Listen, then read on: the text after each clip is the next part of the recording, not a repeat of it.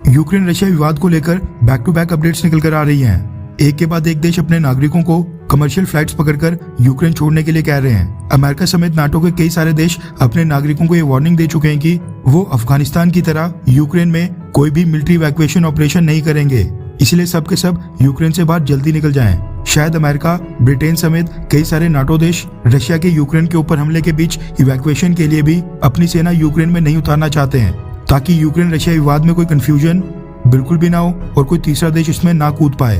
भारत के लगभग 18,000 students Ukraine में स्टडी के लिए गए हैं। कई आम नागरिक भी वहां पर यूक्रेन में जॉब करने के लिए गए हैं। ऐसे में भारत में मौजूद उनके परिवार के लोग काफी ज्यादा चिंतित हो रहे हैं। उदाहरण के लिए आपकी स्क्रीन के ऊपर हिमांशु धूरिया का एक ट्वीट है, जिन्होंने अपने ट्वीट में पीएम नरेंद्र मोदी, विदेश मंत्री डॉक्टर अजय शंकर साहब, prime minister office India, external affairs ministry और इंडिया की यूक्रेन में स्थित एम्बेसी को टैग करके ट्वीट में प्लीज हेल्प लिखकर मदद की गुहार लगाई है और कहा है कि उनकी बेटी यूक्रेन की राजधानी कीव में फंसी है, बाकी देश अपने लोगों को निकाल रहे हैं, जबकि इंडियन गवर्नमेंट से कोई भी अपडेट नहीं है। ये कई सारे ट्वीट कर चुके हैं और ऐसे कई लोग हैं जो ट्विटर के ऊपर लगातार ट्वीट करके अपने बच्चों और रिलेटिव्स के लिए आवाज उठा रहे हैं। इस पूरे विवाद में अब इजराइल की भी एंट्री हो चुकी है।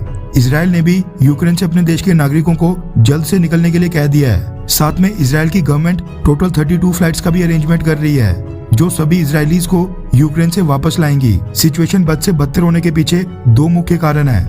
पहला ये कि रशिया ने बेलारूस के साथ मिलकर बहुत ही लार्ज स्केल पर मिलिट्री एक्सरसाइज करना शुरू कर दिया है। उसी समय यूक्रेन के ठीक नीचे ब्लैक सी में आज की डेट में रशियन नेवी के 30 से ज्यादा नेवल वॉरशिप्स नेवल ड्रिल्स में हिस्सा ले रहे हैं। एक्सपर्ट्स को लगता है कि रशिया इन्हीं एक्सरसाइजेज की आड़ में अचानक से यूक्रेन के ऊपर हमला कर देगा। पिछले कल से यूक्रेन से अपने देश के नागरिकों को निकालने वाले देशों की संख्या अचानक से बढ़ने के पीछे का दूसरा कारण है यूक्रेन में स्थित रशिया की एम्बेसी। अमेरिका, ब्रिटेन, कनाडा समेत बाकी देश यूक्रेन में अपनी एम्बेसी को बंद करके वहां से स्टाफ और अपने लोगों को इसलिए निकाल रहे हैं क्योंकि रशिया की जो यूक्रेन में एम्बेसी है, रशिया ने अचानक ही वहां से अपनी कई सारे स्टाफ को रशिया वापस बुला लिया है, जिसके पीछे रशिया ने रीजन दिया है कि यूक्रेन में बढ़ते तनाव के बीच ये वहां पर बिल्कुल सेफ नहीं थे, इसलिए रशिया ने अपने स्टाफ को वापस बुलाया है। अमेरिका समेत बाकी कई सारे देशों को ये बात बिल्कुल भी हजम नहीं हुई और उन्होंने सोचा कि अगर रशिया यूक्रेन में स्थित अपनी एम्बेसी के स्टाफ को वापस ले जा रहा है तो फिर वो देश किसका इंतजार कर रहे हैं। इसलिए अब कई सारे देश अपनी एम्बेसी खाली करके अपने नागरिकों के साथ साथ अपने स्टाफ को भी यूक्रेन से निकाल रहे हैं। भारत की बात करें तो हमने यूक्रेन में ना ही अपने नागरिकों को वापस बुलाया है और ना ही यूक्रेन में स्थित अपनी एम्बेसी के स्टाफ को कम किया है। लेकिन द हिंदू ने एक रिपोर्ट छापी है जिसमें उन्होंने बताया है कि यूक्रेन में जो भारत की एम्बेसी है वो ऐसे कई सारे इंडियंस को कॉन्टैक्ट करके उनको लूप में ले रही है जिनको इमरजेंसी में इवैक्यूएशन की जरूरत पड़ सकती है। वैसे यूक्रेन में स्थित भारत की जो एम्बेसी में स्टाफ है, साथ में इंडियन गवर्नमेंट के विदेश मंत्रालय के जो एक्सपर्ट्स हैं, वो कुछ सोच समझकर ही फैसला करने में देरी कर रहे होंगे। कोई ना कोई बड़ा रीजन तो जरूर होगा, वरना मोदी गवर्नमेंट अपने देश के लोगों की सिक्योरिटी और सेफ्टी को बिल्कुल भी हल्के में नहीं लेती है। यूक्रेन में बीच में एक अफवाह ये भी फैली थी कि यूक्रेन अपनी एयर स्पेस बंद करने वाला है, जिसके बाद यूक्रेन से बाहर जाने वाली सभी कमर्शियल फ्लाइट्स अचानक से बंद हो जाएंगी।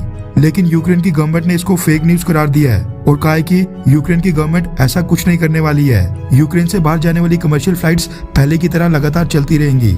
लेकिन ये बात भी सच है कि अगर रशिया यूक्रेन के ऊपर हमला करता है तो यूक्रेन को कमर्शियल फ्लाइट्स के लिए एयर ऑपरेशंस अचानक से बंद करने पड़ेंगे, यानी उसको अपनी एयर स्पेस अचानक से बंद करनी पड़ेगी ताकि यूक्रेन की एयरफोर्स अपने एयर ऑपरेशंस के लिए यूक्रेन की एयर स्पेस का इस्तेमाल कर सके। उस केस में कई फॉरेन कंट्रीज और भारत के लाखों लोग यूक्रेन में ही फंसे रहेंगे और तब तक वहीं रहेंगे जब तक यूक्रेन और रशिया के बीच का युद्ध बिल्कुल शांत नहीं हो जाता। खैर, आपको क्या लगता है कि क्या अब इंडियन गवर्नमेंट को भी अपने लोगों को वापस भारत आने के लिए बोल देना चाहिए, हाँ या फिर ना? नीचे कमेंट करके अपनी राय जरूर बताएं।